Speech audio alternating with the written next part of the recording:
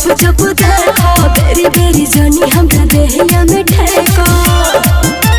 नाच देखे आइल बड़ो चुप चुप देखो बेरी बेरी जानी हमरा देहिया में ठेको हिलाई खूबे पैसा कमाई तोरा घरे के ना भर पाजा मिले कमर हिलाई बेटा पैबे गोरकी हमर हिलाओ बड़ी मजा मिली कमर हिलाई बेटा पैबे गोरकी हमर हिलाओ बड़ी मजा मिली ना ना म्यूजिक बाय विकेश भोजपुरिया।